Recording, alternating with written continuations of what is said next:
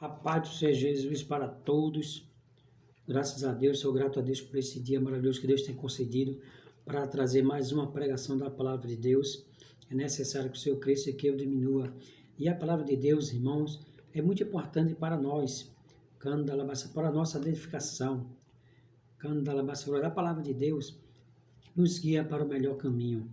Desde já peço que vocês dêem o like, se inscrevam no canal, toque o sininho para receber mais notificações desse conteúdo da palavra de Deus. E assista até o final, para você entender melhor o que Deus realmente quer conosco, o propósito de Deus. Glória a Deus. E aqui, irmão, o Senhor tem me dado um título, as armaduras de Deus. Glória a Deus. Por que as armaduras de Deus? As armas, irmão, dos cristãos são espirituais. Porque naquela época existia vários tipos de batalha, irmãos.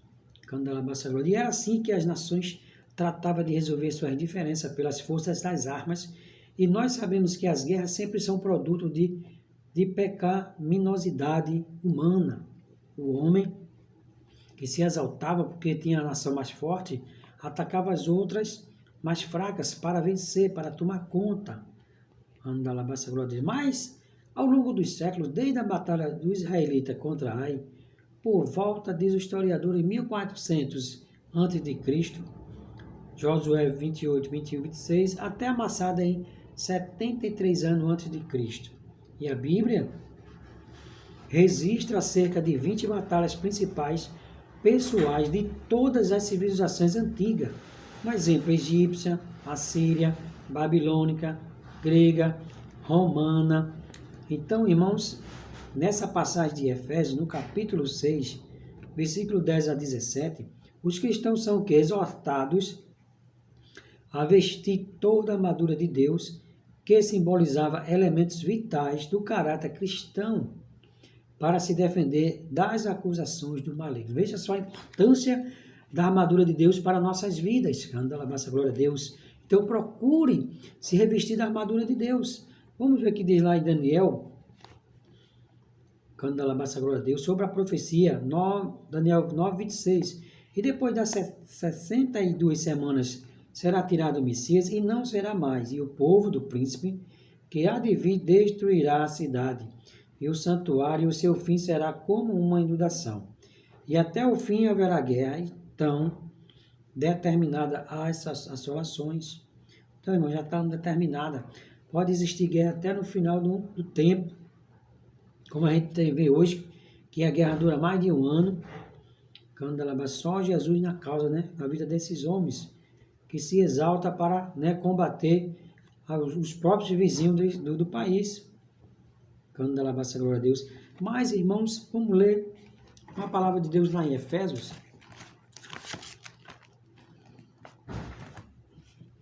Capítulo 6, e no versículo 10, que diz assim: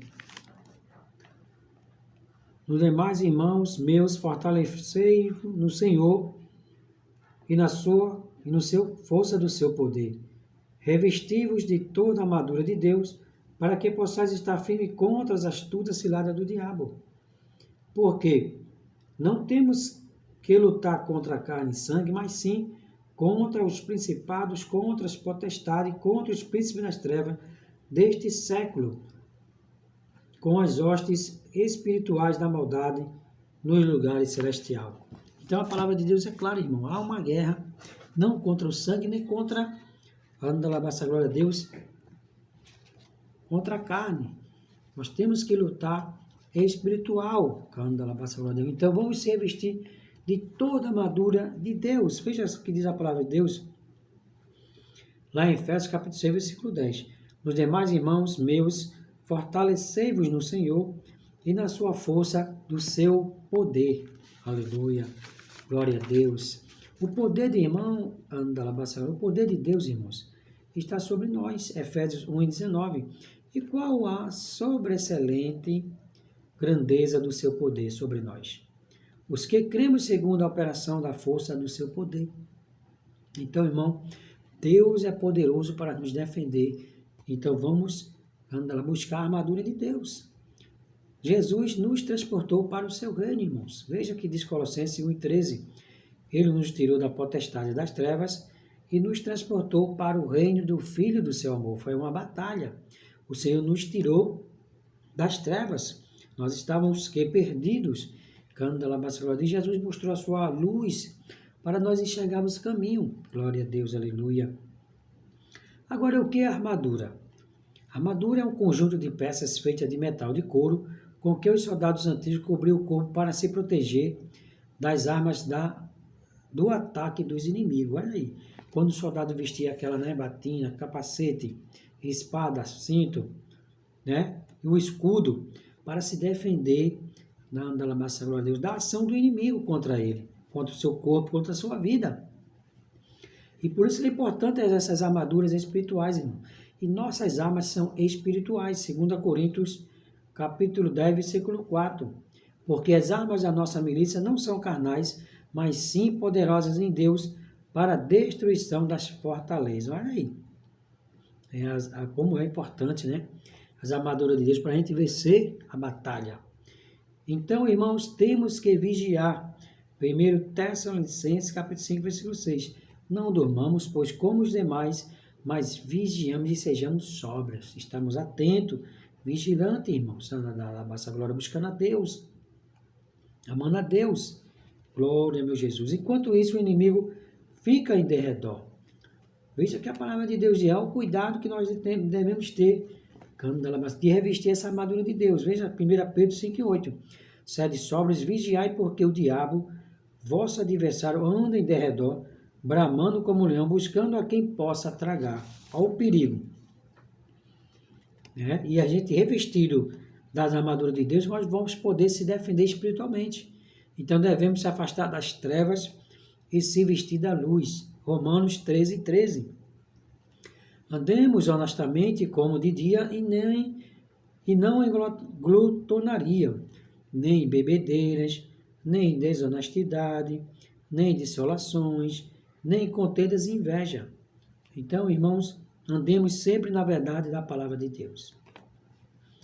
Vamos ver o que diz a palavra de Deus, 2 Coríntios 6, 7. Na palavra da verdade, no poder de Deus, pelas armas da justiça, à direita, à esquerda. Olha aí, como é importante, Temos a palavra de Deus como a espada do Espírito. Efésios, veja o que diz a palavra de Deus, Efésios 6 e 11. Revestido de toda a armadura de Deus, para que possais estar firme contra as astutas ciladas do diabo. Então, vamos se revestir de toda a armadura de Deus. Vamos procurar, estar sempre jejuando, lendo Bíblia, orando, para se fortalecer, da nossa glória a Deus, espiritualmente. Sabemos que a luta não é contra a carne e sangue, é contra os principados e potestade maligna. Efésios 6 e 12. Por que não temos que lutar contra a carne e sangue, mas sim contra os principados, contra as potestades, contra os príncipes das trevas deste século, contra as hostes espirituais da maldade nos lugares celestiais, como nós vimos na palavra de Deus. Então, irmão, vamos dar graças a Deus que Jesus está acima de todo principado. Vamos ver? Efésios 1 e 21. Acima de todo principado e poder, potestade e domínio e todo nome que se nomeia, não só neste século, mas também no vindouro. Olha aí, até no futuro. Glória a Deus, Jesus está conosco. Vamos conhecer as armaduras de Deus, irmãos. Primeiro nós temos aqui o cinturão, a couraça, sapato, escudo, capacete e a espada. É assim que o soldado se revestia, irmão, para se proteger do inimigo. Glória a Deus. O cinturão significa a verdade. A couraça significa a justiça. Os sapatos significa evangelho. Escudo significa a nossa fé. O capacete, irmãos, é da salvação, a convicção que nós temos em Jesus Cristo. A espada, irmão, é a palavra de Deus. Glória a Deus, é a espada do Espírito. É a palavra de Deus, a Bíblia que nós temos. Então, tendo cingido os vossos lombos com a verdade, e vestir a couraça da justiça. Glória a Deus. A couraça, irmãos.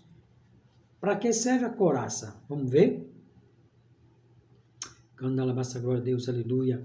A couraça usamos como justiça, e é a justiça de Deus e a armadura do corpo que protege o nosso coração. Veja só como é importante, irmãos. E o cinturão?